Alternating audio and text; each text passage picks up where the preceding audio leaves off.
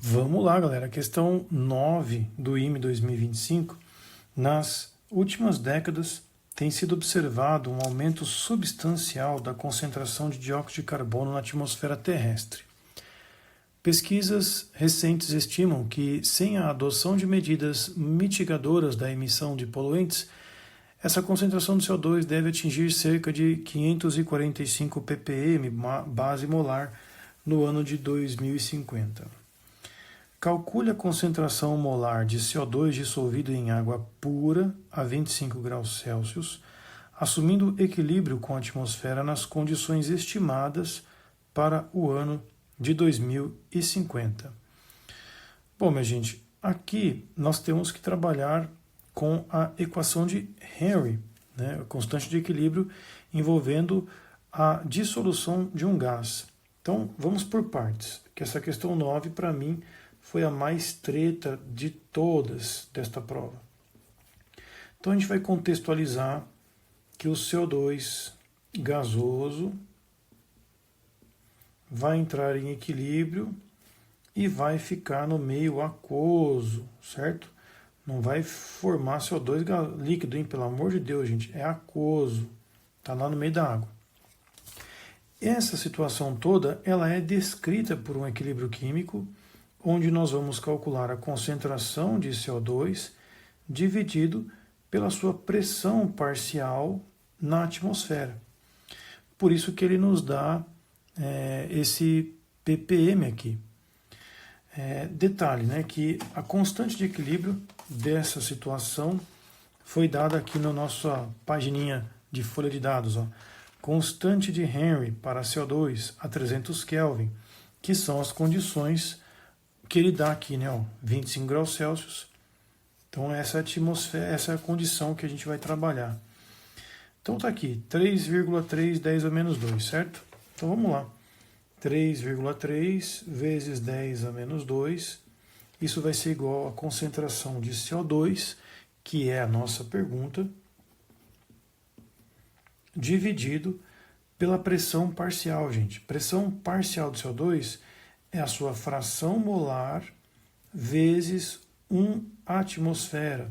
Vamos ver aqui que as unidades de medida estão atmosferas. Então, tranquilo, estamos no caminho. Qual que é o detalhe agora? O tal do ppm. ppm, gente, é uma parte por bilhão, milhão, né? Não ppb, ppm por milhão. Então isso aqui já é a nossa fração molar, certo? E ele até coloca ó, base molar.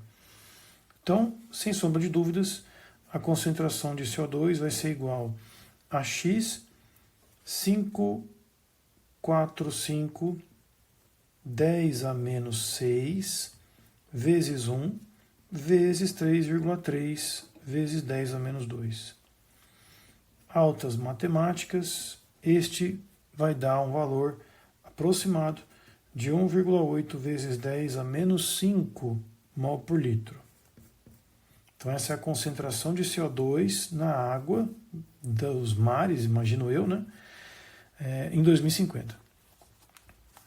Beleza, galera? Uma tranquila questão envolvendo só equilíbrio químico. Aí, vamos lá, né? No item B, com base na concentração obtida no item anterior, calcule o valor do pH da solução resultante. Parece simples, né? Calcular o pH da solução resultante. Então, vamos lá. O que acontece no progresso dessa história? O CO2, queridos, letra B, ele vai entrar em equilíbrio com a água, formando H+, e bicarbonato. E isso aqui tem uma constante de equilíbrio, olha, bolas. Se a ideia é descobrir o pH, assim como nós fizemos em algumas questões dessa prova mesmo, para calcular o pH, eu preciso de uma constante. E aí, cadê a constante? Não tem, meu filho. Se você vai lá na prova, você tem CO2 aquoso, você tem água líquida, você tem bicarbonato, você tem H+. Essa parada toda aqui a gente ainda não usou e dá para achar um ΔH. Porém, nos mesmos dados logo abaixo, ó, você tem energia de Gibbs. dessa mesma parada. Ó. CO2 aquoso, água líquida, ΔG e o H+. E agora, né? O que fazer? Como nós queremos a constante de equilíbrio, galera, para poder trabalhar aqui com os dados e achar o pH, nós temos uma relação. ΔG é menos RT ln da constante de equilíbrio. De novo, equações termodinâmicas, né? E, poxa, o ΔG sai por uma análise desta bendita equação, né? Eu tenho que pegar produtos menos reagentes. Como nós temos os dados do ΔG, galera, de formação desse povo, basta de fato equacionar. O ΔG dessa reação, ele passa pelo ΔG dos produtos, vamos colocar assim, né? G dos produtos menos o G dos reagentes. Então, como é que vai funcionar a conta desse ΔG de reação? Eu tenho que pegar o produto, que é o nosso bicarbonato e H+, H+ não tem valor, então é menos 586,8, subtraído desses dois caras aqui somados, CO2 e água, que são os nossos reagentes, que estão nesses estados de matéria, inclusive. Menos 386, menos 237,1. Beleza? Tá bem pequenininho aí, galera, desculpem, mas vamos lá, porque essa questão ela é muito trabalhosa na matemática. Então eu vou colocar aqui os valores. Isso aqui vai dar um ΔG da reação de 36,3. E aí, como o parâmetro lá está tudo em kJ por mol, beleza. kJ por mol, sem problemas. Com esse valor de ΔG, meus caros, a gente consegue agora jogar nesta equação e achar a bendita constante de equilíbrio. Não de forma simples, ok? Não de forma simples. Por quê? Né? Vamos lá. 36,3 vezes 10 a terceira vai ser igual a menos o R, que tem que ser usado em joule, 8,3,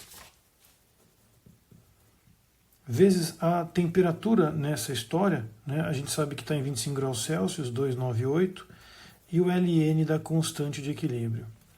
Ora bolas, o Ln da constante de equilíbrio, gente, vai dar o quê? Né? Se tu fizer então, 36,3 10 a terceira, 36,3 10 a terceira, dividido por menos 8,3 e dividido por 298, olha os números quebrados, cara. Menos 14,68, mais ou menos. Vamos por 676, vai. Aí, meus caros, lá na prova tem lá um bendito Ln aqui, ó. O log de x é aproximadamente igual a 0,434 do Ln de x. Eu vou usar essa parada aqui. Então, eu vou pegar esse cara, né, se eu pensar aqui isoladamente, o Ln de x é log dividido por essa birosca.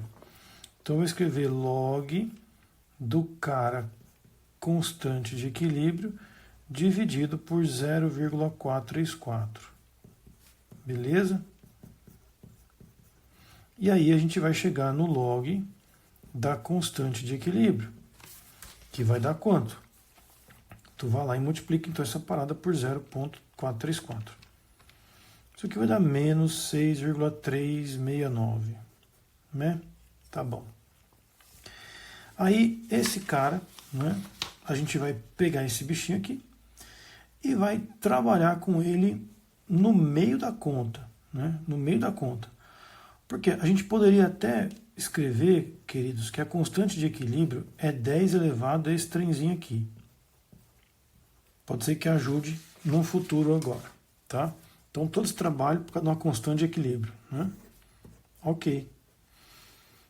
Aí eu vou falar para aquela clássica descrição matemática, né? A constante de equilíbrio aqui, ela me interessa para que eu chegue no pH. A gente tem uma concentração inicial, que é esse valor aqui, ó, 1,8 vezes 10 a menos 5. mol por litro. A água, meus caros, esquece, ela é líquida, está em abundância.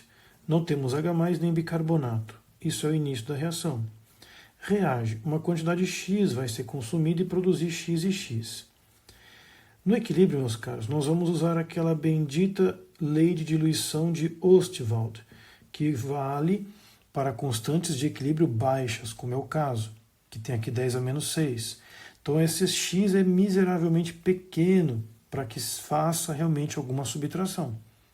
Conclusão, a constante de equilíbrio ela vai ser dada por produtos sobre reagentes. A água não entra na parada, concentração de CO2. E, tocando os dados agora, a gente vai ter 10 elevado a menos 6,37, vamos aproximar, meus caros. Isso vai ser igual a x quadrado dividido pela concentração, 1,8 vezes 10 a menos 5. Bom, este x quadrado, gente, vai dar, então, 1,8 vezes 10 a menos 5 vezes 10 a menos 6,37. Daqui, meus caros, nós temos que tirar o log. Lembra disso? Né? A gente tem que tirar o log do x. Então, até podemos e devemos aplicar um menos log já logo nesse tudo. Né? Você pode tirar a raiz quadrada, mas eu acho que vai ser desperdício de tempo. Então, eu vou aplicar menos log em todo mundo. Menos log nesse povo todo. Porque tomba logo o expoente, né? Então a gente tem 2 que multiplica justamente pH, ok? Vamos recordar que X é concentração e é do H+, então menos log de X é o pH. Menos o log de 1,8, aqui eu vou abrir um parênteses, galera, mais o log de 10 a menos 5, mais o log de 10 elevado a menos 6,37. Beleza? Veja que esses expoentes vão todos cair. A gente vai conseguir descrever isso aqui matematicamente de forma tranquila. Só tem esse log de 1,8, né, que está aqui enfesando tua vida. Então, vamos brincar de matemática. 2 vezes pH é igual a menos. O log de 18 pode ser entendido como log, de 1,8, 18 menos o log de 10. Esses caras todos vão tombar. Você já pode meter um menos aqui, 11,37. E que vai dar menos 1, certo? O nosso 18, queridos, ele pode ser fatorado, certo? Você tem 2 vezes 9. E olha que carinhosa a prova do IME, né? Tem o log de 2 e o log de 3, que são dados que você vai usar agora. Então vamos lá. 2 vezes o pH menos, abre um parênteses, log de 2 vezes 9. Então vai ser log de 2.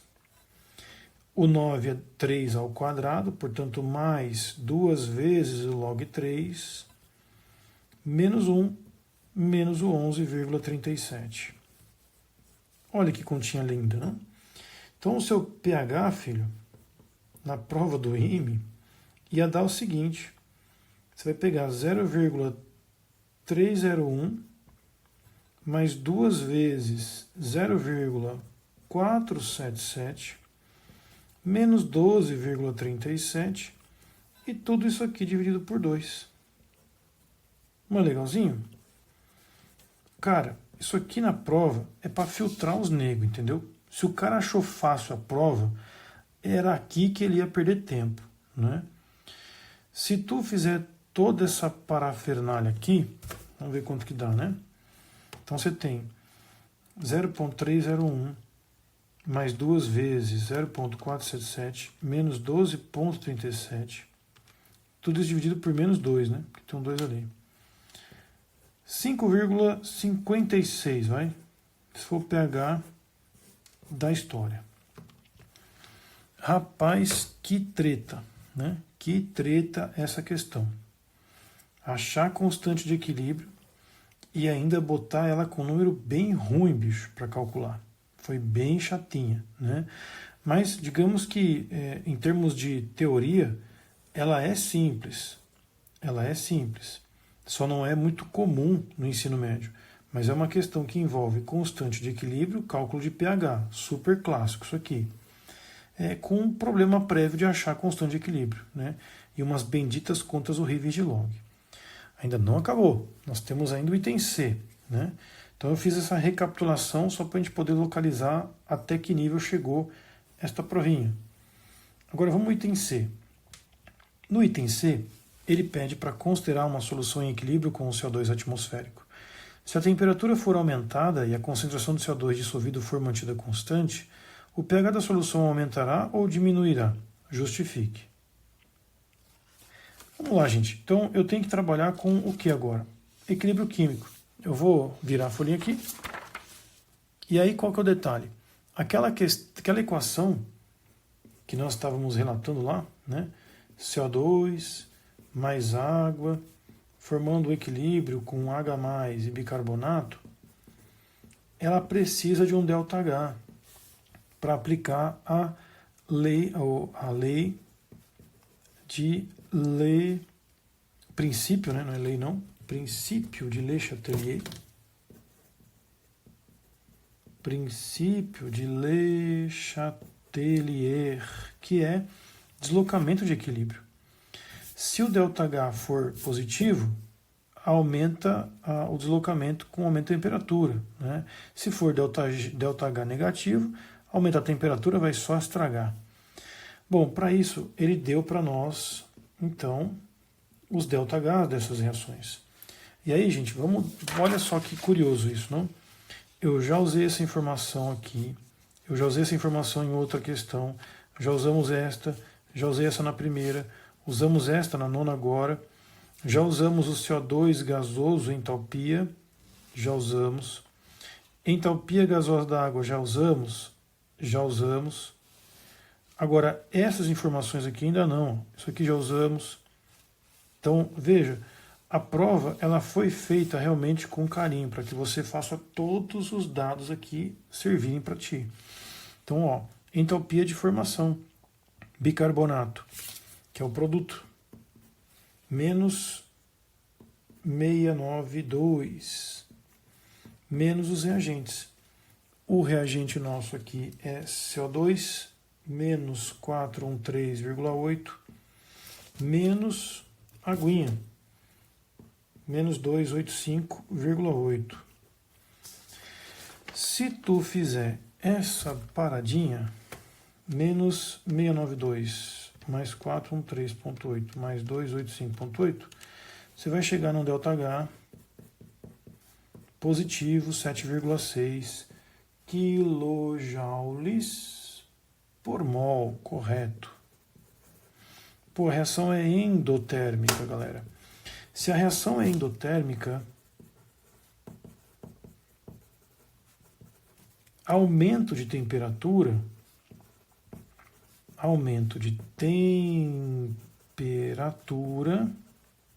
decorado isso aqui, favorece a reação endotérmica.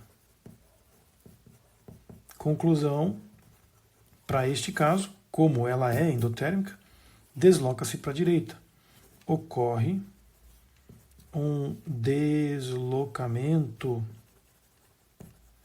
para a direita e acontece, né? Aumentando concentração de H+, logo diminui pH.